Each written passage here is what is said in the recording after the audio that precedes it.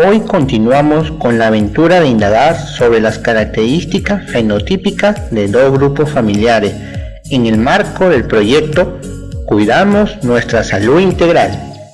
El propósito de la sesión del día de hoy propone y fundamenta sobre la base de objetivos de su indagación e información científica procedimientos que le permitan observar y manipular las variables, el tiempo por emplear, las medidas de seguridad y los materiales de recojo de datos cualitativos y cuantitativos.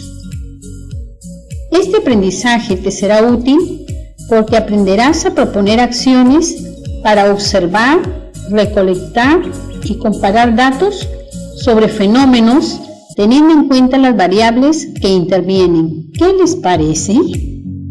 El producto del día de hoy será la elaboración de un plan de recojo de datos de las características fenotípicas de dos grupos familiares para comparar relacionando con las enfermedades hereditarias. Los criterios de elaboración y evaluación que debes considerar son los siguientes. El plan presenta la pregunta de indagación, la hipótesis, las variables a investigar, los objetivos sustentados con información científica. Presenta procedimientos para manipular la variable independiente, observar la variable dependiente y controlar las variables intervinientes. Considera los materiales e instrumentos a utilizar, así como las medidas de seguridad. El título de la sesión del día de hoy es Proponemos un plan para recoger datos sobre las características fenotípicas de la familia. Te recomendamos que tengas a la mano tu ficha de autoaprendizaje.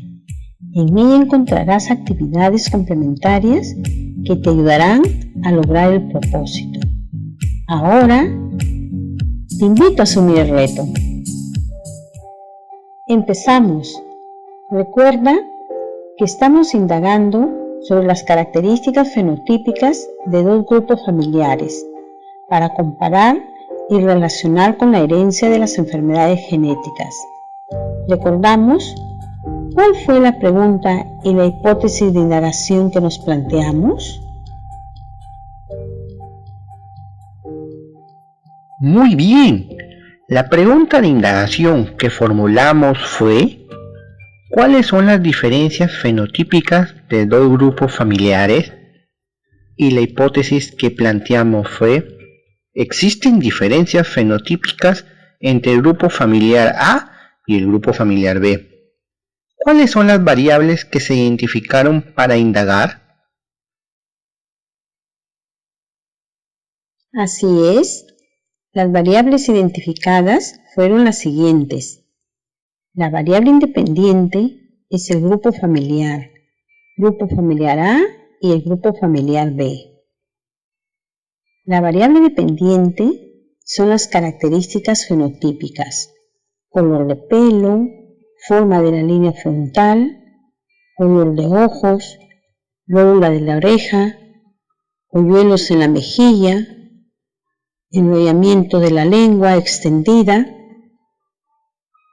incisivos separados y otros. La variable interviniente es el tamaño del grupo familiar. Estimados estudiantes de quinto grado de secundaria, ¿cuáles fueron nuestros objetivos?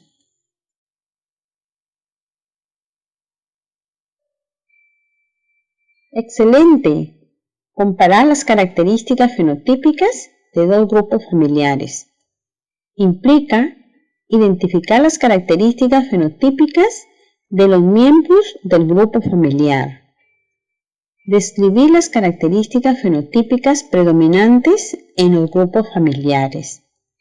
Analizar las características fenotípicas de los miembros del grupo familiar. Ahora nos preguntamos, ¿qué procedimientos podemos proponer para probar nuestra hipótesis?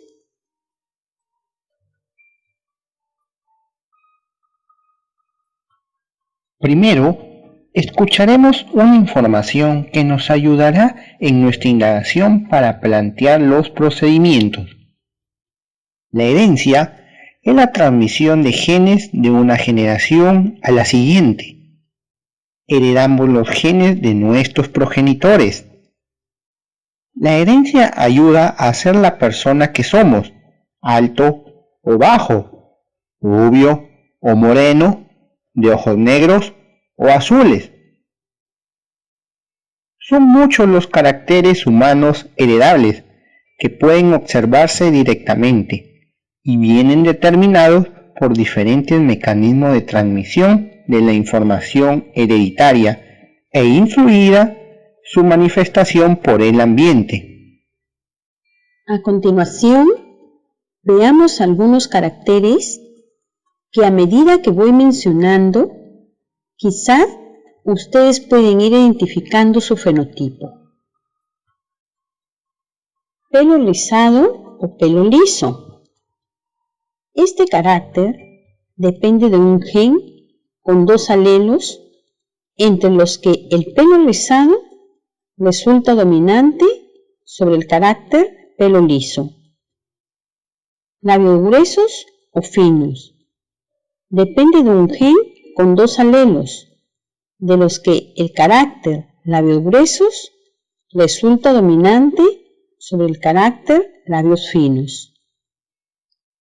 Pestañas largas o pestañas cortas.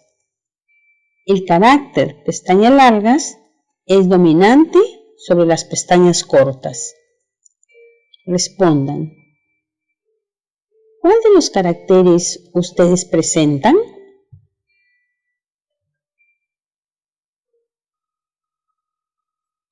Seguimos.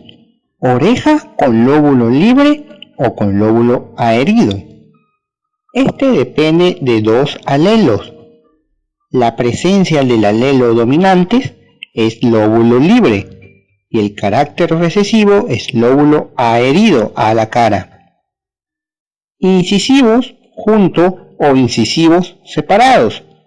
El carácter incisivos separados es dominante sobre incisivos juntos. Hoyuelo en mentón y en mejillas. Se trata igualmente de un gen con 2 alelos, siendo dominante la presencia de hoyuelos, mientras que su ausencia es recesiva. En tu ficha de autoaprendizaje encontrarás mayor información. Respondemos. ¿Cómo estas ideas te ayudarán a proponer procedimientos? ¿Cómo estas ideas te ayudarán a proponer procedimientos?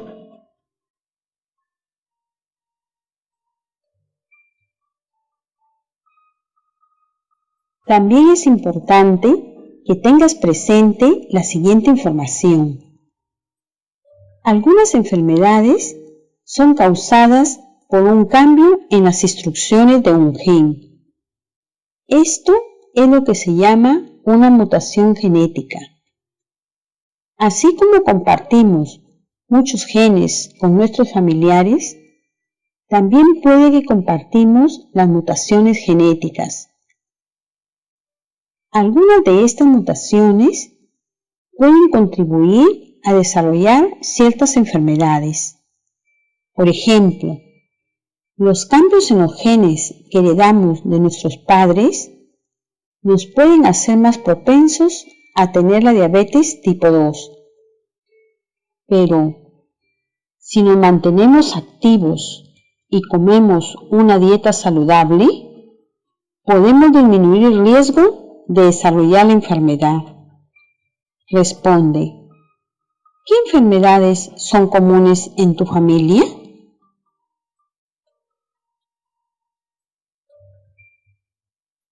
Como ves, hay enfermedades hereditarias cuyo origen está en el genoma del propio individuo que la porta, es decir, que cuando nacemos venimos con ellas. Estas enfermedades son heredadas y se transmiten a la descendencia. Por ejemplo, se tienen las enfermedades cromosómicas que se producen por alteraciones en el número, posición o parte de los cromosomas, como el síndrome de Down y el síndrome de Turner.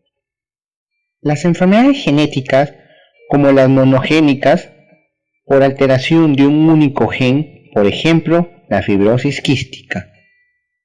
Asimismo, se tienen las enfermedades génicas poligénicas, que se producen por la alteración de 2 o más genes.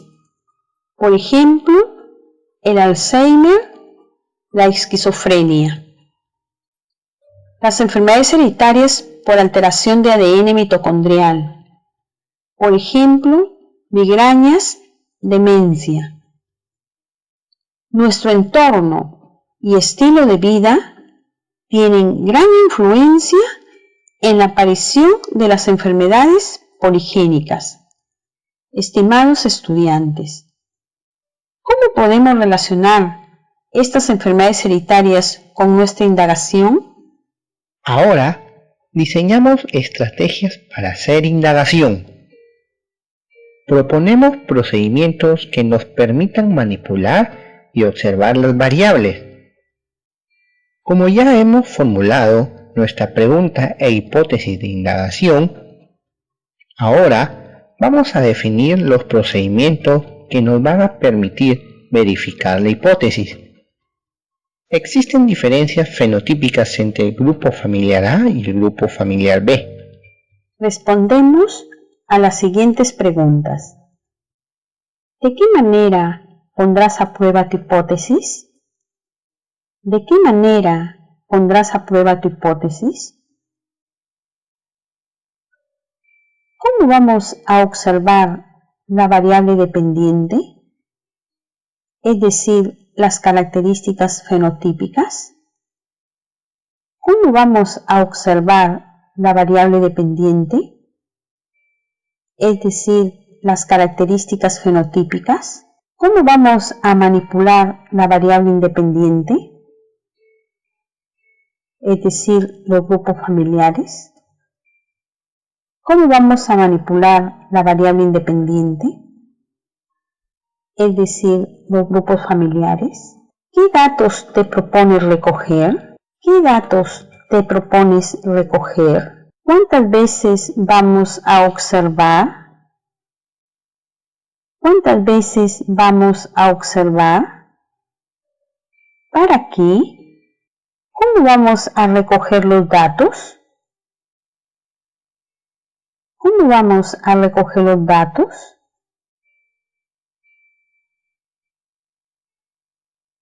¿Cómo será la tabla en que vamos a anotar los datos? ¿Cómo será la tabla en que vamos a anotar los datos? ¿Cómo vamos a controlar las variables intervinientes? ¿Cómo vamos a controlar las variables intervinientes? Es decir, el tamaño del grupo familiar. Escribe tus procedimientos. Puedes utilizar un diagrama de flujo.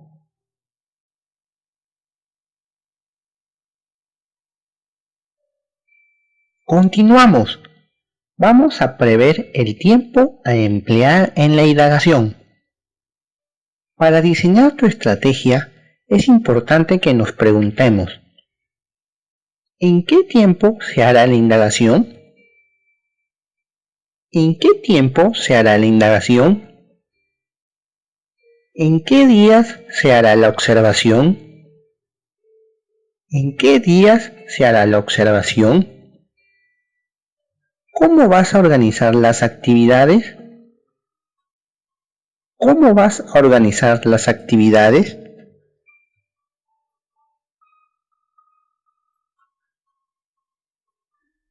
Igualmente, es importante que tengamos en cuenta medidas de seguridad, considerando que el recojo de datos lo harás en observación a 2 grupos familiares.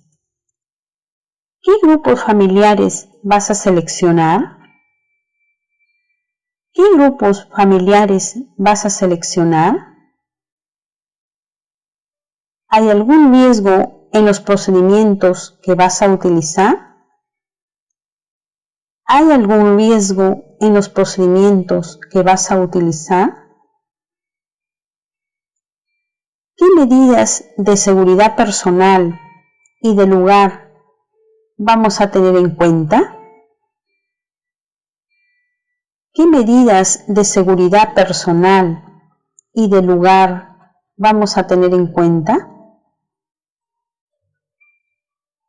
Estimados estudiantes de quinto grado de secundaria, escriban las medidas de seguridad que tendrán en cuenta en su cuaderno.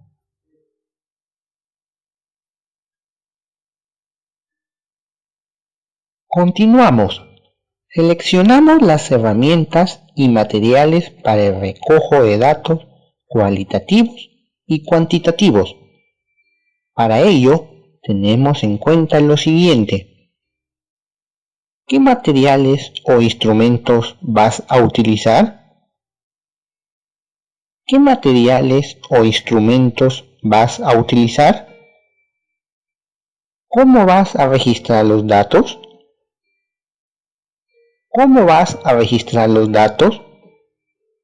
Estimados estudiantes, anota los materiales e instrumentos que vas a utilizar.